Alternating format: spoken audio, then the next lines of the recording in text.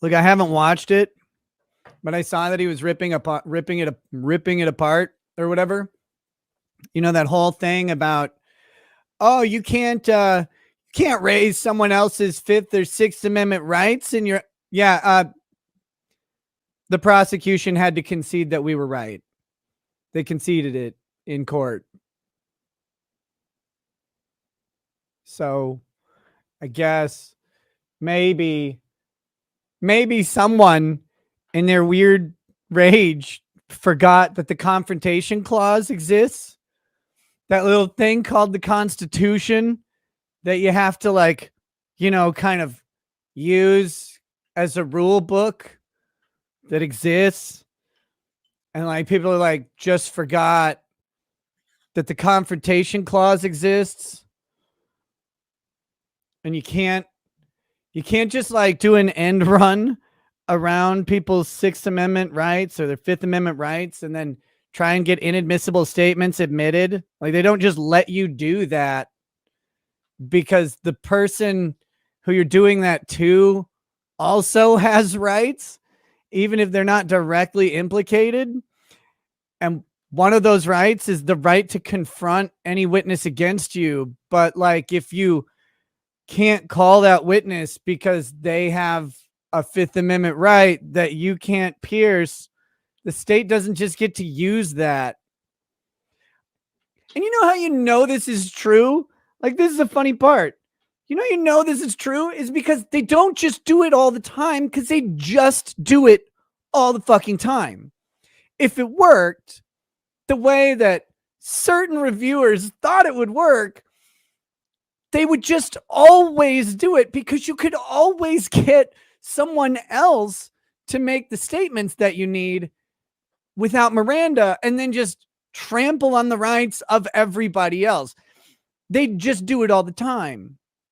But they don't, for some reason, do that. It's not a normal practice to just fucking curb stomp Miranda rights like it's an African American in Ed Norton's boot. Like, it doesn't.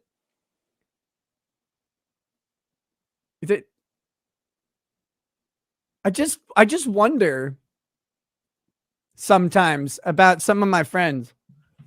I'm sitting here and I'm going, I know they keep saying that I'm a non-practicing lawyer, proudly fucking so.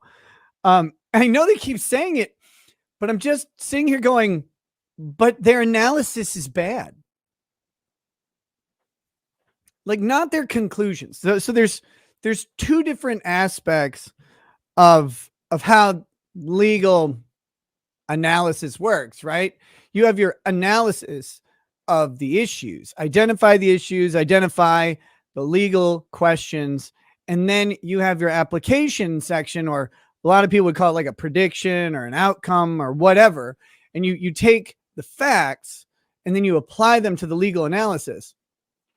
But like, the analysis part should be fairly consistent, and the question should generally revolve around, the facts at issue, because then you go, okay, well, here's how the analysis works. The question is around the facts. That should be relatively frequent. Now, obviously, you're going to have people with different legal analyses. We have that all the time. Lawyers disagree on the law. They say, no, the law doesn't say this. And one says, well, it does say this. And then one's generally right and one's generally wrong. I mean, that happens in almost every court case, is you have someone who says the law is this way and someone who says the law is that way. But the analysis of how you get there is pretty consistent. And sometimes I just wonder, like, how much non-practicing lawyer derangement syndrome some of these people have. And I'm like, guys, like, please stop doing bad analysis because you're mad about something, whatever it is. I don't care, but like, stop throwing your own integrity down the fucking toilet. That's weird. It's just me. You don't need to help people hate me. They do it already. They do it for free. They don't need you. Like, just calm down. Out there screaming and yelling, like, I can't believe he's doing this. Like, And yet we go in and the prosecutor's like, yeah, that whole thing was really bad, where he kind of just like fucking steamrolled her Miranda rights, or the reading of Miranda and her assertion of Fifth and Sixth Amendment rights. That was probably not good. So we're just going to let that issue go, because fuck. But please tell me again, practicing lawyers, how you got that one right. We won't even get into how bad your analysis has been on the actual substance of the motion that we filed. So I started to get the feeling that maybe the practicing lawyers out there don't deal with Frank's challenges to warrants. And I know I'm just talking shop right out the gate. I'm not even doing any sort of intro, and I apologize for that. But we're getting into it here, because like I haven't been able to say anything about this filing that we did because we had a hearing today. And I won't be able to say much about the specifics because the state gets to respond, and I'll talk about what happened at court. But I'm sitting here going, they all think this is a motion to suppress or a motion in limine. Do they not know about a Frank's challenge to the warrant? Like, I'm not sure if they just don't, like, if they're not familiar with it. It's a federal case. It's not like a Minnesota specific thing. So I'm just sitting here going, why do they think this is a motion to suppress? And it's great because they're going through all these analyses, right? They're like, no. Look, the video is the exact same. Of course it's the exact same. Look, it's there's no edits here. There's nothing here. There's nothing here. It's like, but what you're doing is you're arguing about the sufficiency of the evidence for a trier of fact. But we're not at trial, guys.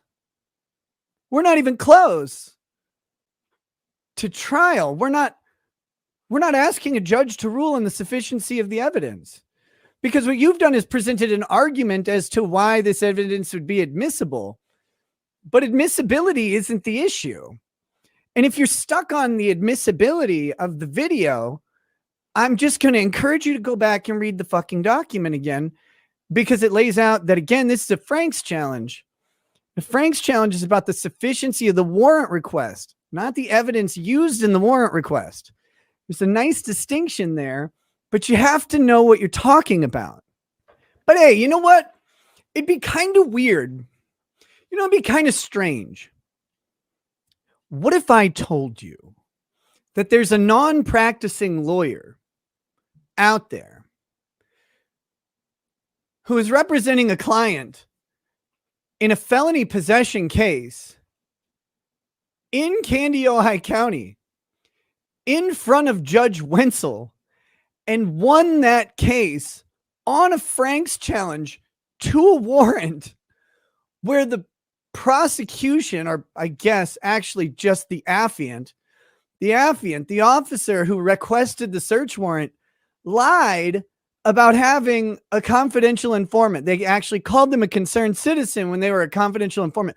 What if I told you there was a non-practicing lawyer out there who won a case in front of this judge on this issue?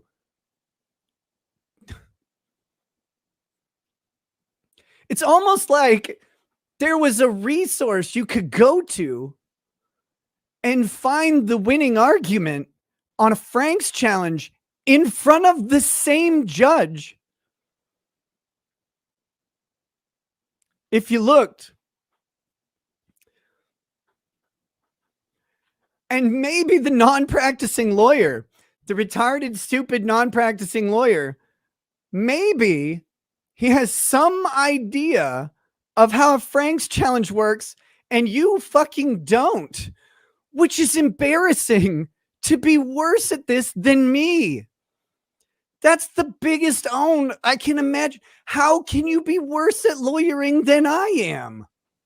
I don't get it. Because like you're over there, the video. You want the video? Like, does the state need the video? It's still there. It's still on Rumble. It's still on YouTube. It was never taken down. Go visit the URL. It'll tell you it's private. It is. But they can easily get that video from YouTube, right? Yes, they can. Why didn't he? Well, they could easily get that from Rumble, right? Well, yeah, he can. Why didn't he? Why didn't he do that? Makes you wonder, doesn't it? Odyssey. Oh, you can get it from Odyssey. Yeah, he can. Why didn't he? Isn't that strange to you? Doesn't that bother you? Why he would say he got it from YouTube and Rumble? Why he would say he reviewed my video, but then not actually do that? When he could do it easily. Or better yet, what he could have done was just say that he didn't. He could have just said that he didn't. I watched it from this other place. I found it reliable. Okay. But why didn't you? Why didn't he do that? Maybe he had doubts about its reliability. Maybe it's because cops lie sometimes. Maybe it's because cops lie a lot of the times. But that's none of my business. But the embarrassing thing is not even the cop lying. Oh, and by the way, I can prove it because we have to be able to raise this challenge. That's the thing. You don't raise a Frank's challenge willy-nilly. You don't go, I'm going to take a shot in the dark. That's why what you actually are doing is asking for the judge to grant a Frank's hearing.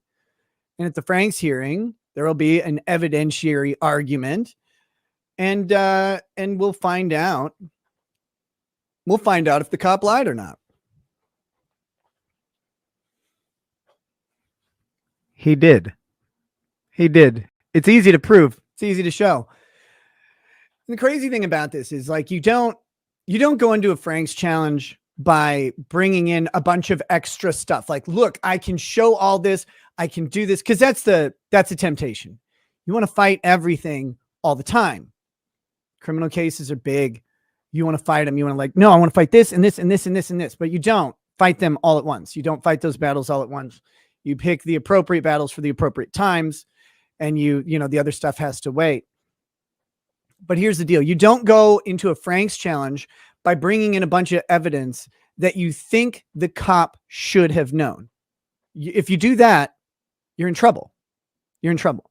You have to use the information that they provide in the warrant and through discovery. You have to know. Numero uno Josh Denny fans says, it's the same video, retard. There's nothing different on your video. You're arguing the wrong thing. That's the best part. You're arguing the wrong thing. And that you can't figure that out is the fault of the practicing lawyers who can't seem to analyze a Frank's challenge. But they were all right. Like they're right about those 6th and 5th Amendment questions too. When they're right about the seizure of firearms, aren't they? They're right about all of it. I'm sure.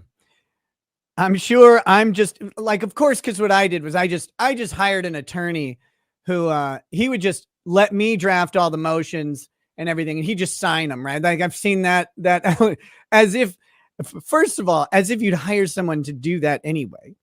But second of all, as if he would forego his ethical obligations and do that is fucking ludicrous. But people just can't figure out why the practicing attorneys who are all sitting on YouTube more than I am, why they're getting this shit wrong. They're wrong about all the family stuff too. I don't know if anybody's keeping score, but practicing attorneys are losing all of their predictions. They're only getting all of them wrong. But hey, what's that temptation, right? when you forgo your legal analysis, you throw away your credibility on the altar of super chat money. Hope it works out for you. I hope you all make $1 million. But I've been waiting for this day because we got to finally start to fight. I get to finally speak because I can only really speak through my lawyer.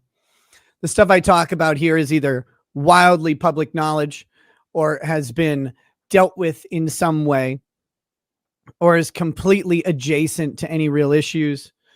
And so, you know, but we finally get to do some talking. And the first thing we did was filed this Frank's challenge. And the Frank's challenge says very simply, the detective, Officer Pomplin, lied. The standard is, with knowledge of the falsity or reckless disregard for the truth, misrepresented to the judicial officer information that was material to the issuance of the warrant. That's what our filing says. To make a showing under Frank's, you have to make a prima facie showing. That means on the face of the challenge, you have to say which statements were false and give a statement of reasons why they were false. You have to list that if it was a misrepresentation that was material to the to a particular element, or if it was an intentional misrepresentation, whether or not it's material. If we win on this, we then get a Frank's hearing. And the Frank's hearing is where those statements, the challenge to those statements gets evaluated, right? You duke it out like old school. But if you heard any legal experts or practicing lawyers talking about suppressing evidence or motions in limine or anything about evidence in the case or trying to exclude anything out, and they're doing some sort of analysis about that, well, they're flat out fucking wrong. And they got the basic question of the purpose of the motion incorrect. So if that was the analysis from any of the legal experts that you guys have seen, I tend not to watch theirs because I've been so embarrassed to have known most of them that it's just not really worth actually engaging the content. But if that's what you've seen, I can tell you straight out, that's the first fucking filter. If that's what they're talking about and reading these motions, they've got it wrong from jump, and their analysis is going to be as garbage as their shows are. An honest doubter says, thoughts on Uncivil's coverage? Good luck, rackets. Disappointing, because Kurt forgot the confrontation clause exists, which is kind of embarrassing. Because I always tell people that he's like got such a strong mind for the Constitution. He's got very good knowledge of Supreme Court jurisprudence, and he tends to be pretty bright on this stuff. And it was like, Kurt, what are you doing, man? Why don't you read the brief and then look at some of the cases that are cited? Like the answers are in there. But hey, to each their own. Postman Matt says, Kurt said the confrontation clause is only for co-conspirators. I'm assuming that you wouldn't agree with that assessment. No. No, I wouldn't. And neither would the prosecutor. And neither would the case law.